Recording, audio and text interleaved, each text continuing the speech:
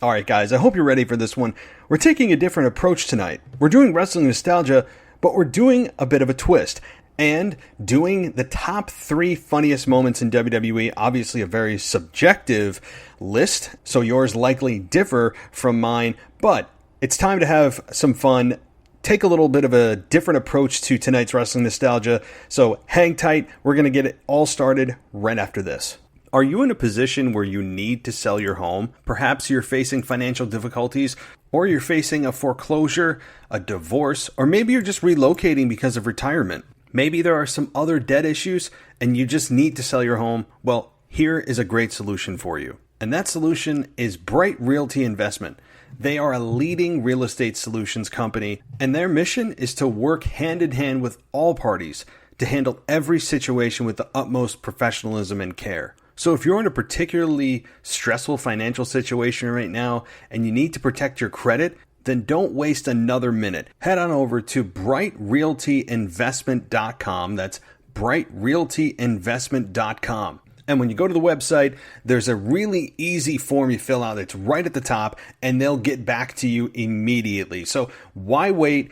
Don't let that divorce, that retirement, or other bad debt situation take control of your life. Take control back and head on over to brightrealtyinvestment.com where they can buy your house, protect your credit, and get your life back on track. Again, head on over to brightrealtyinvestment.com.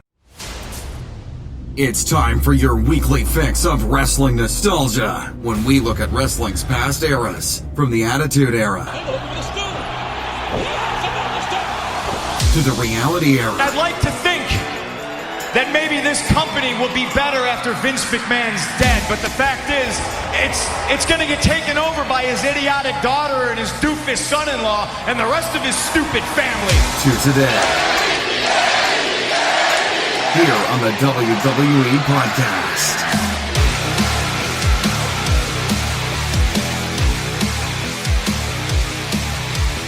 Hey everybody, welcome to the WWE Podcast. Welcome to your wrestling nostalgia portion of the week. Really my final show of the week in terms of me hosting the show. So I always save the best for last.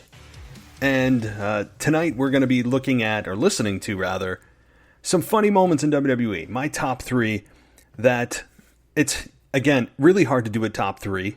I was going to do a top 10 and then it got whittled down to a top 5 and I'm like, oh man, I get so involved in so many of these moments and I go off course so many times that a top 10 would probably go about 4 hours, of which I have not the time to do. So I cut it to 3.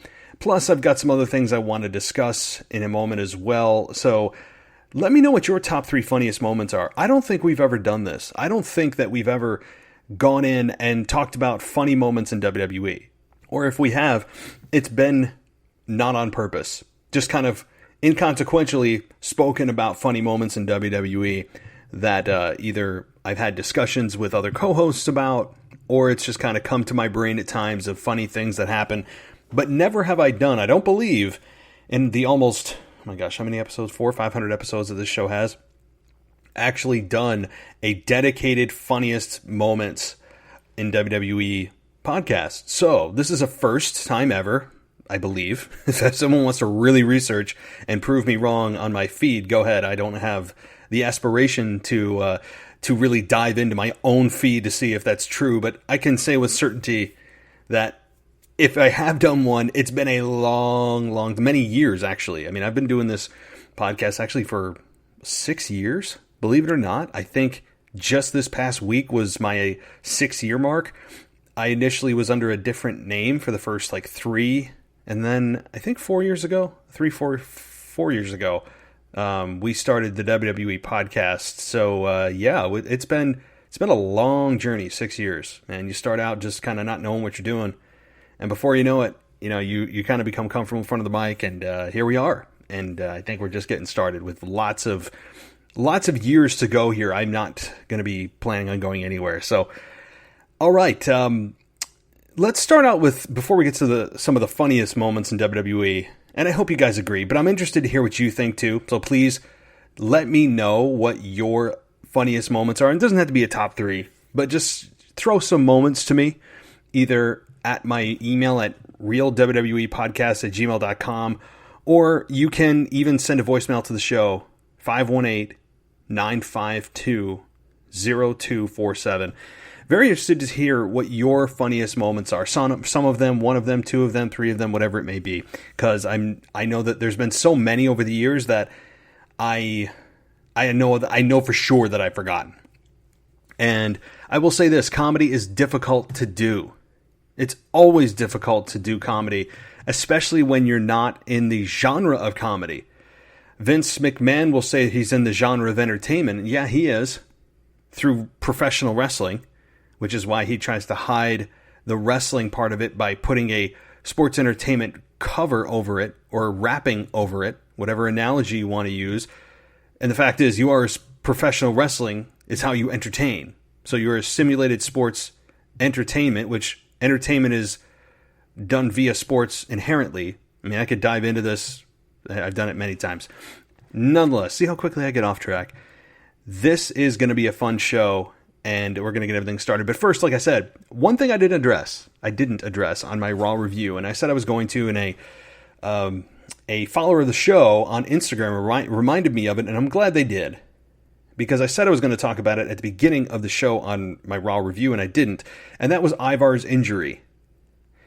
And I'm glad that he brought it up, and I want to discuss it. Ivar's injury on Raw was scary, not surprising, and I don't mean that in kind of an arrogant way of, I knew he was going to get injured.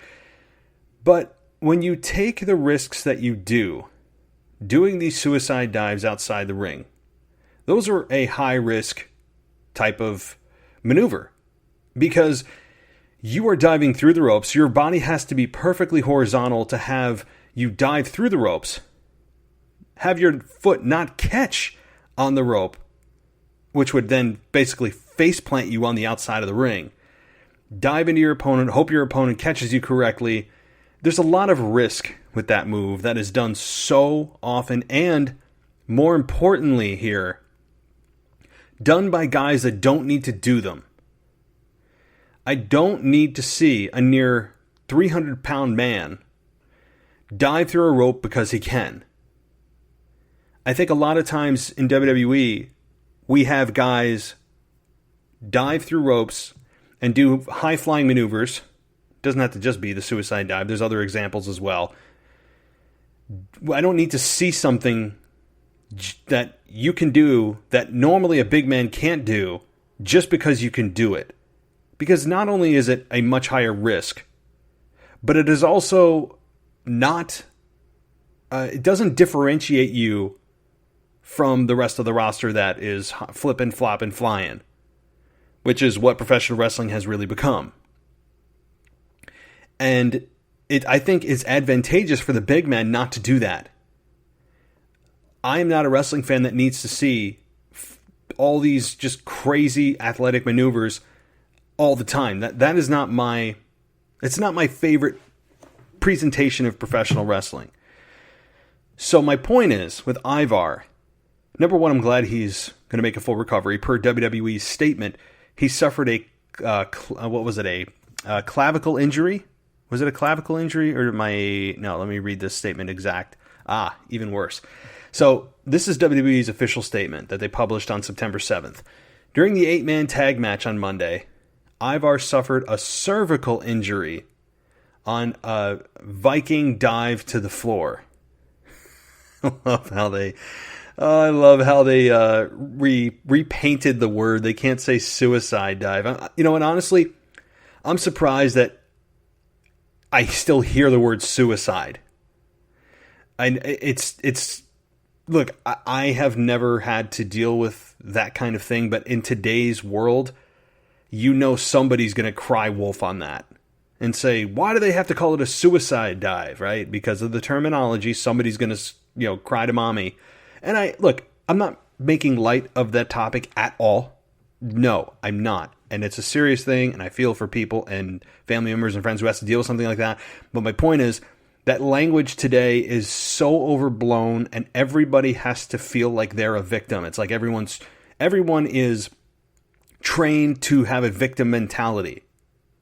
And everybody finding a way to be offended so that they can grab onto some kind of power through that offense, so that they can they can have control over others and organizations. It's just, I don't know how to better describe it than that. So somebody's going to cry on this, but they call it a Viking dive instead of a suicide dive. Fine. So what is a cervical injury? For those that are wondering, it's a spinal injury.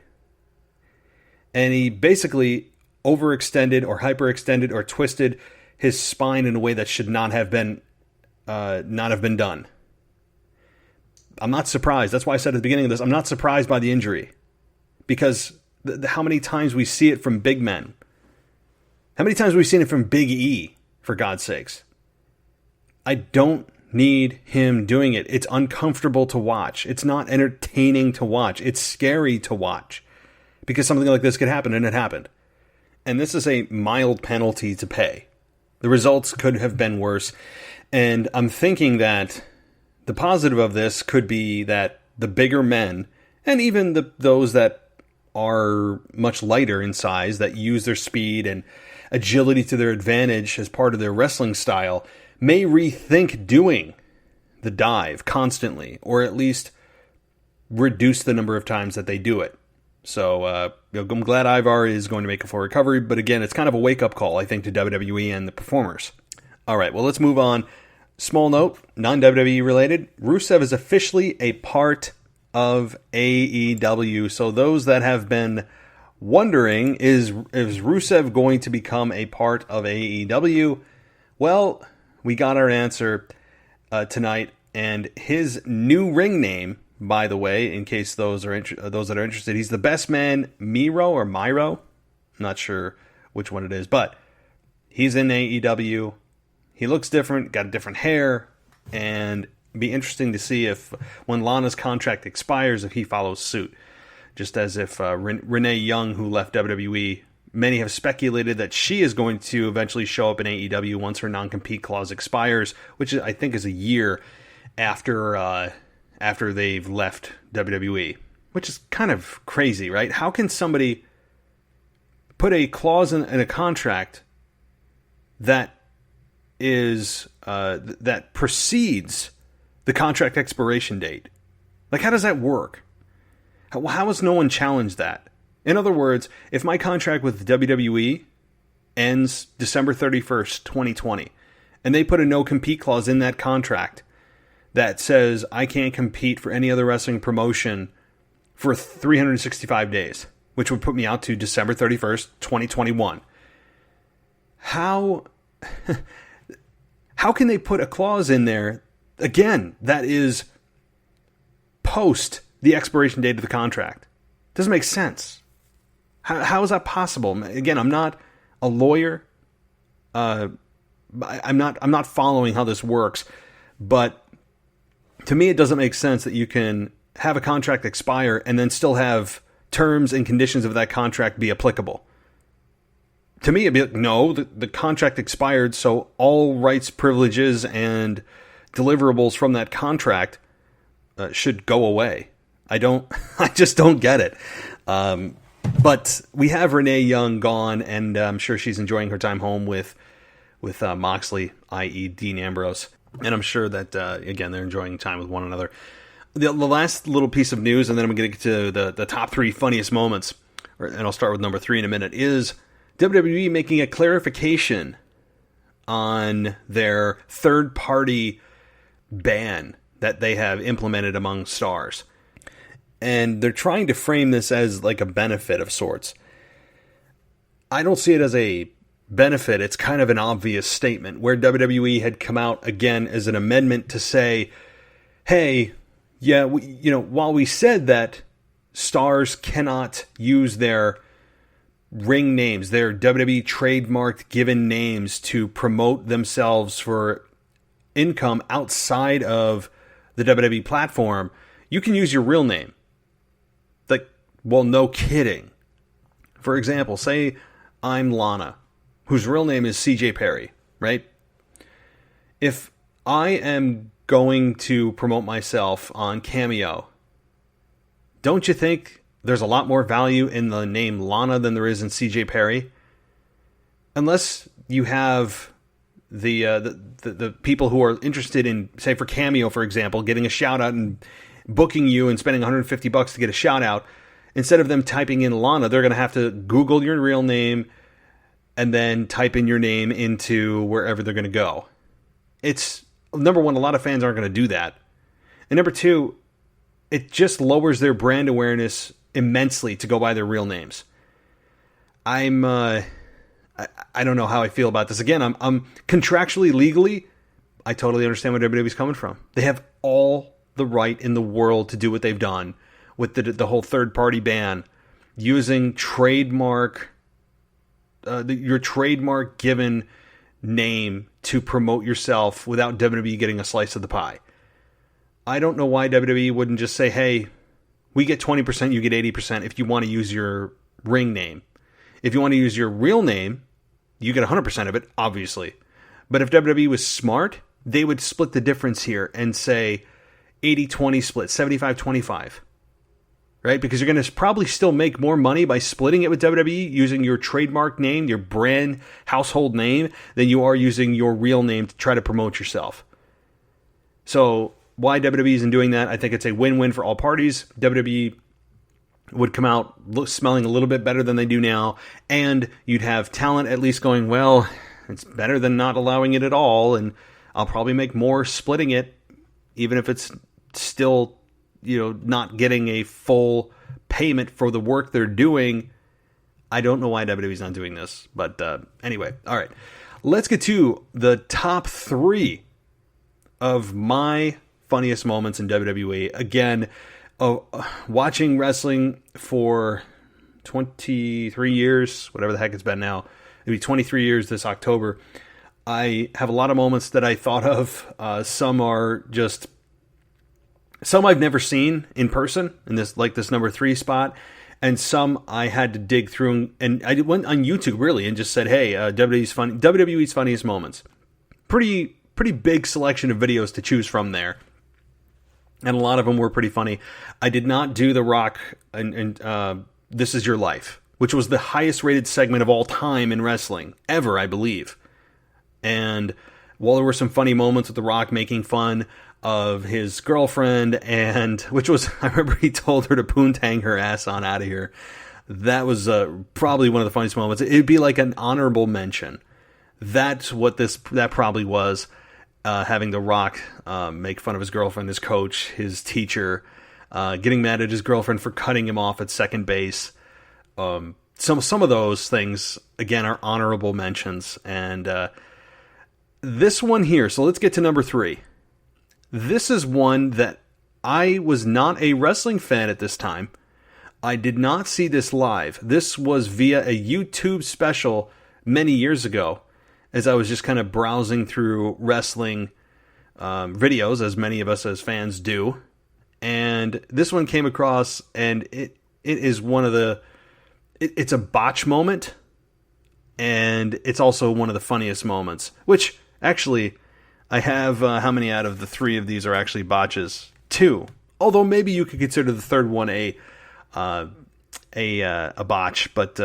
we'll get to that one in a minute, which actually I still laugh out loud at my number 1 spot. So, all right, let's get to number 3. I'm just going to play the audio, and we'll talk about it. As promised. Hey, no. I want you to shut your stinking mouth.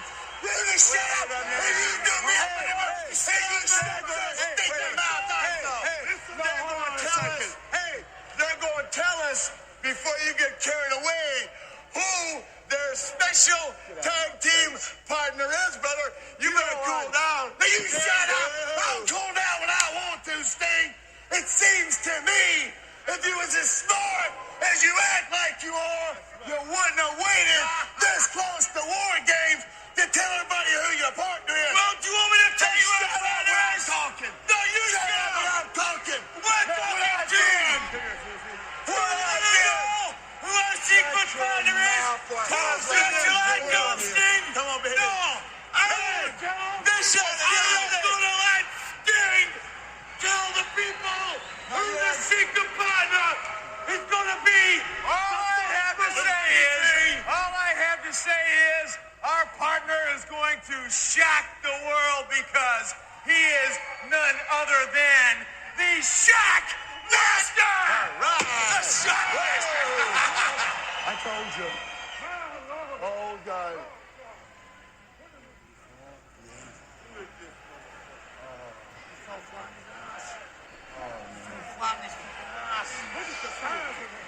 I don't care who you are, boy. I don't give a damn who you are. You're gonna have us. You're gonna have Van Vader, and we're gonna be breathing through your neck. So you're the man that rules the world. They call me the Shockmaster. You've ruled the world long enough, Sid Vicious. Get ready. Come on, you want a piece of me? You want a piece of me? Come and get me. Come after me, Sid. I'm ready. Along with Davey Boy, Sting, and Dusty Rhodes, we'll see you at the Fall Brawl at the War Games. Until then.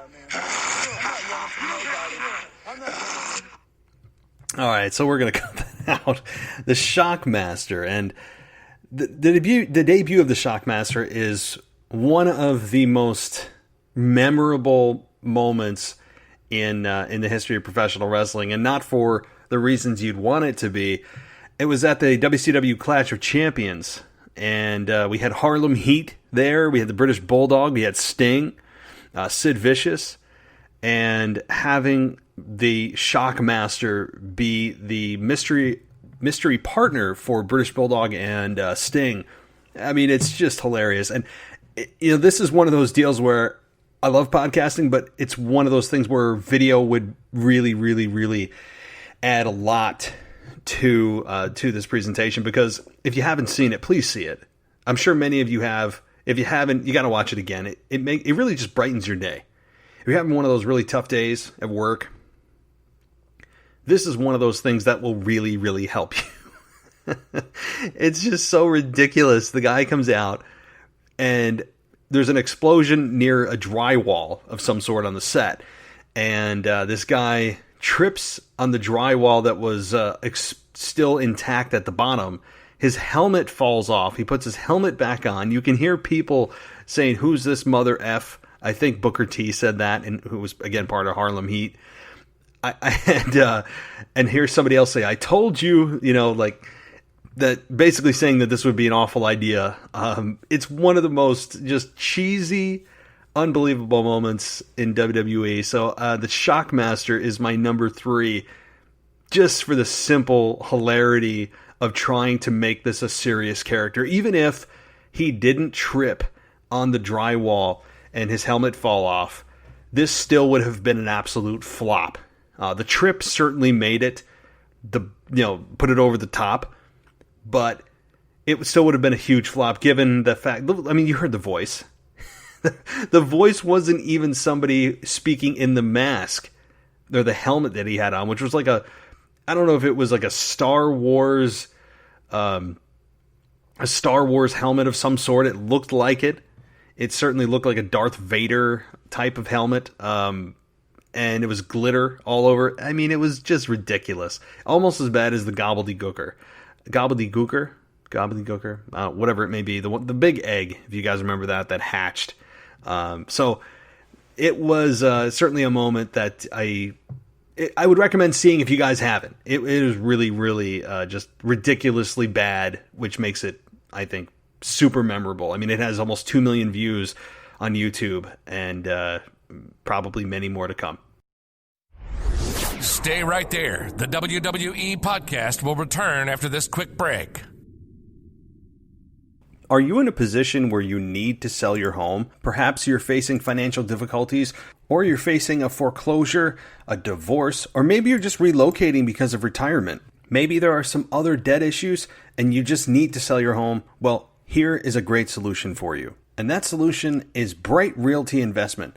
They are a leading real estate solutions company, and their mission is to work hand in hand with all parties to handle every situation with the utmost professionalism and care. So if you're in a particularly stressful financial situation right now and you need to protect your credit, then don't waste another minute. Head on over to brightrealtyinvestment.com. That's brightrealtyinvestment.com. And when you go to the website, there's a really easy form you fill out that's right at the top, and they'll get back to you immediately. So why wait? Don't let that divorce, that retirement, or other bad debt situation take control of your life. Take control back and head on over to brightrealtyinvestment.com where they can buy your house, protect your credit, and get your life back on track. Again, head on over to brightrealtyinvestment.com. Welcome back to the WWE Podcast. Let's get back to more great wrestling audio.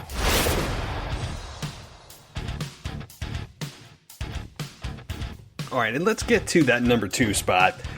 One of my favorites of all time, and during the break I was listening to the number 2 spot, and I was laughing again at this this spot. It is certainly memorable for the absolute hilarity of really the more of the improbability of this happening ever again. And it happened at the Greatest Royal Rumble in I believe it was April 27th, 2018. It's now infamously known as Titus World Slide. Number 39 into the Rumble. 39 men. And the leader of Titus Worldwide, Titus O'Neil. Titus had a very busy week here in Saudi Arabia. He's had dinner with many princes and very important people. And he just... Oh my God, what the heck? What did Titus just... I can't believe what I just saw.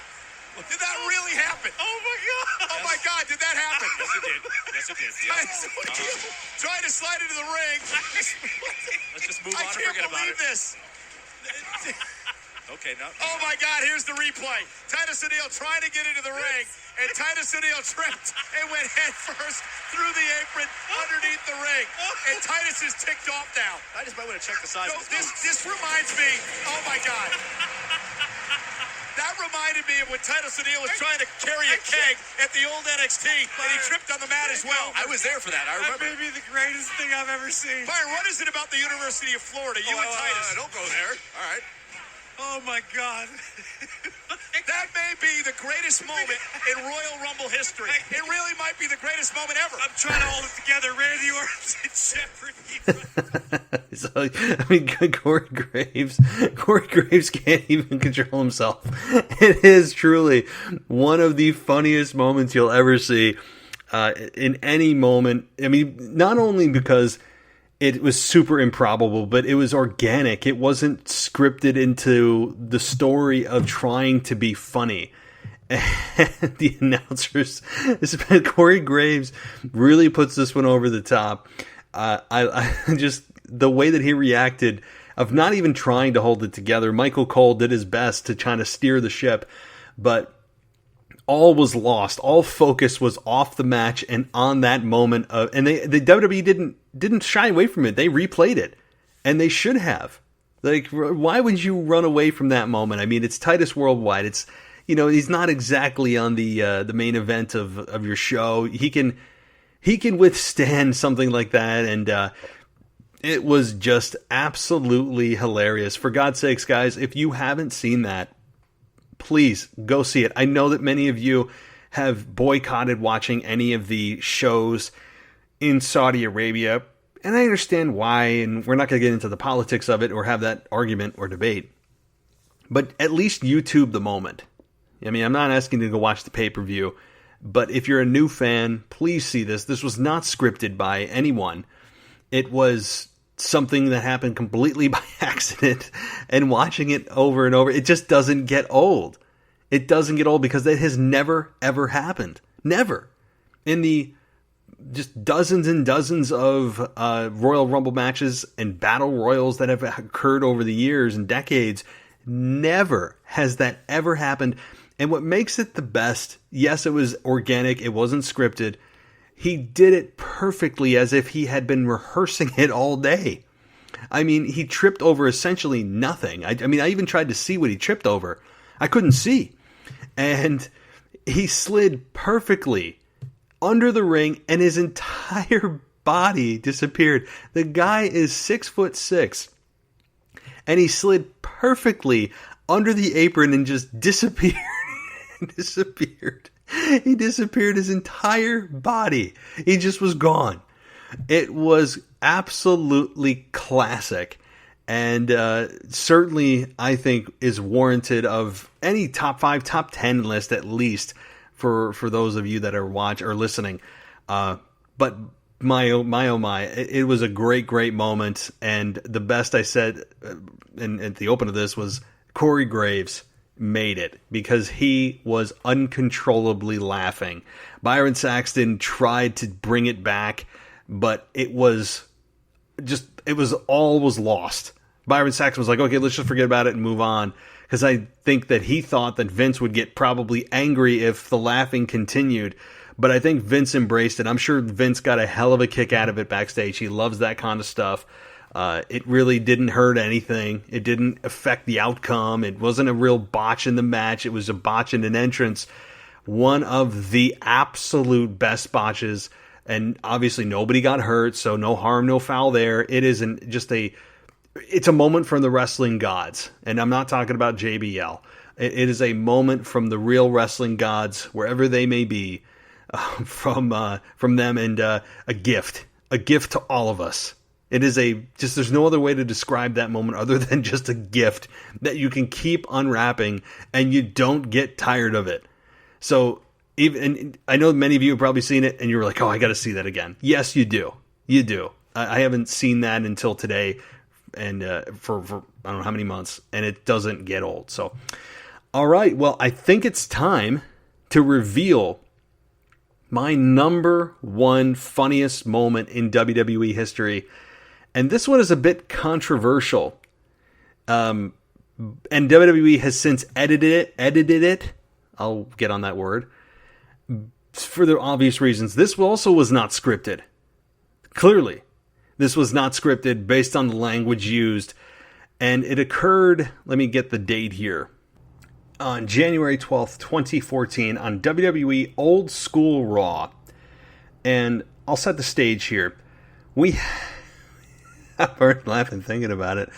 But in this segment, we had Mean Gene Okerlund interviewing Mae Young, who had the Bella Twins by her side, and interrupting them was Laycool, which consisted of Layla and Michelle McCool. So this was, and some of you may not remember this, or maybe it was edited by the time you saw it. This is the unedited version of this segment with the interview. Clearly not supposed to be a unscripted segment here.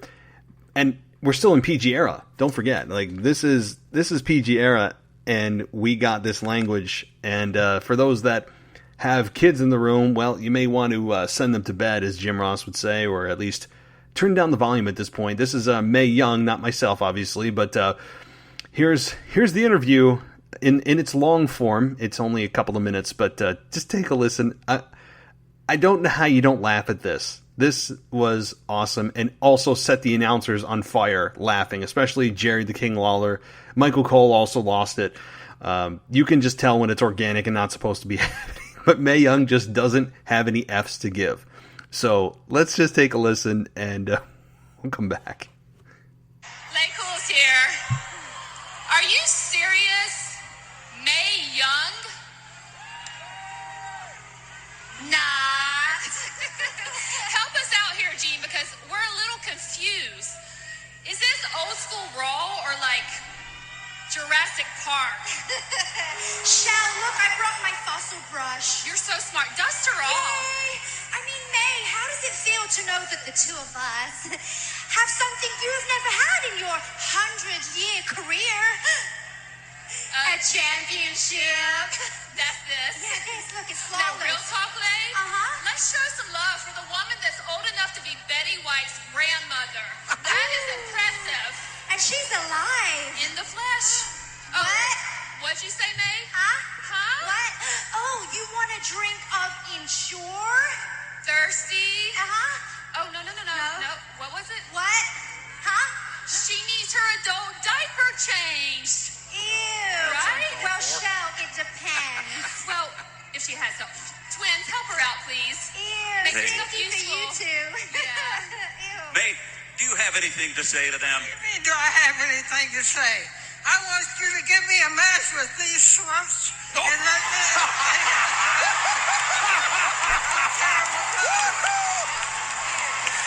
Get him, man! Look at the looks!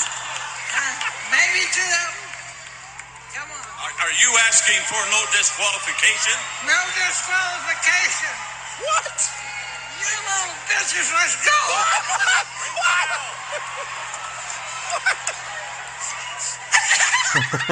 All right, so we're gonna stop it there. Oh my God, this was another one. This one had me laughing for just days when it happened. Mae Young clearly not giving anything, not caring about anything at this age. I mean, she actually went on to have a no disqualification match with Lay Cool, who were really the Iconics of their time. I think the Iconics were more polished and less channel changing than Lay Cool was. Lay Cool was not my favorite iteration of women's wrestling. But again, I think the Iconics were like version 2.0 and a much better version. Just kind of the obnoxious tag team. But this moment when Mae Young called them, you know what? I'm not going to say it because it's a PG show. Was just, you could hear it in Michael Cole and Jared the King Lawler. Hear it in their voice, like, oh my God, she just said that. But coming out of Mae Young's mouth, I think makes it even better. Like that word in and of itself is something you almost never, ever hear on wrestling programming, much less coming out of an 80-plus-year-old woman's mouth. And calling those two what they did. I mean, it was great. She didn't even know or remember what to say. You had to have Mean Gene kind of guide her into what she needs to do to progress the segment forward of saying, are you saying you want a no disqualification match? That's not even close to what she said. She didn't even know what to say. But it was a moment that I cannot not laugh. It is one of those that even more so than the Titus O'Neil moment of this. And you can hear even the crowd pop for this. Let's just bust out laughing and cheering. Like it is a moment to me that will top all moments of wrestling comedy, even more than the produced stuff. Some of it very good, like Kurt Angle and Stone Cold. Kurt Angle wearing the little cowboy hat, the milk segment moment with Kurt Angle. I mean, there's been moments over the years that have been very funny. Again, Rock, This Is Your Life, but nothing will top this. If you haven't seen it, you have to YouTube it. It's not going to be on the WWE Network. And what I will tell you is this: if you want to listen and watch, watching it obviously makes this a whole lot funnier. Like this whole segment makes it a lot funnier. Search for WWE, or how about this? Search for Mae Young versus Lay Cool, but it's not WWE who you should click on, because WWE has their version of this, but they edited out the funny part. You have to look for the channel. It's Skyline Gang Rocks. All one word, Skyline Gang Rocks. They uploaded, it's called WWE Old School Raw, Mae Young versus Lay Cool with interview. It has about 70,000 views. That's the version that you want to look for, because WWE will not put that one out there. And I get why. I get it. I mean, that's a word you just don't say ever on WWE programming. I don't even know if I've ever heard that particular word used on wrestling programming in any capacity. So even in the Attitude Era. But boy, oh boy, that doesn't get old. So take a listen. It'll make you feel better. Hope you guys enjoyed my top three. This is this was a much different version. Usually I dive into something more serious on especially Wrestling Nostalgia Night. I dive into WrestleMania match or maybe a career-ending match or anything else like. But I wanted to lighten the mood a bit, because oftentimes I feel like I'm a little bit too serious or too critical. I wanted to give you three things I love, because it's my top three, and it's also comedy. Comedy done in a way that is organic, unexpected, and extremely memorable. And I think all three of these hit that mark very well. I I know that I'm sure I'm missing moments, and I'm very interested to hear what you guys think and what your funny moments in WWE are, or WCW. I mean, you don't have to stick to WWE just because it's a WWE podcast. I mean, that's fine if you have moments in other wrestling promotions. But WWE, since they own WCW, are technically part of WWE now. I mean, they absorbed WCW. So whatever you have, I'd be interested to see, or send me a YouTube clip or whatever else, or email me, realwwepodcast@gmail.com. You can also voicemail me there, and the number to send me a voicemail on at our actual voicemail box, which I will get you the number again right now. That number is 518-952-0247. So please take advantage of that. Leave as many voicemails as you'd like. Talk about wrestling. Keep it wrestling related. If you talk about something else, I mean, I'll listen, but I'm probably not going to put it on the air because this is a wrestling podcast. But please feel free. That's what the voicemail box is for. Or email it to me at realwwepodcast@gmail.com. So what's the schedule the rest of the week? Well, it is your AEW review coming tomorrow, and also your WWE rivalries coming Friday, SmackDown review Saturday, and I'm back with a co-host this Sunday to talk week in review. So we're back in the saddle, and I hope you guys are enjoying the podcast and the audio. We're working on some other projects as well, and dipping our toe into some things that are not to be announced yet, but we're working on making things bigger and better. I'll just say that. So, all right, everybody. Thanks so much for listening. As always, I'll talk to you soon. Are you in a position where you need to sell your home? Perhaps you're facing financial difficulties, or you're facing a foreclosure, a divorce, or maybe you're just relocating because of retirement. Maybe there are some other debt issues and you just need to sell your home. Well, here is a great solution for you. And that solution is Bright Realty Investment. They are a leading real estate solutions company, and their mission is to work hand in hand with all parties to handle every situation with the utmost professionalism and care. So if you're in a particularly stressful financial situation right now and you need to protect your credit, then don't waste another minute. Head on over to brightrealtyinvestment.com. That's brightrealtyinvestment.com. And when you go to the website, there's a really easy form you fill out. It's right at the top, and they'll get back to you immediately. So why wait? Don't let that divorce, that retirement, or other bad debt situation take control of your life. Take control back and head on over to brightrealtyinvestment.com, where they can buy your house, protect your credit, and get your life back on track. Again, head on over to brightrealtyinvestment.com.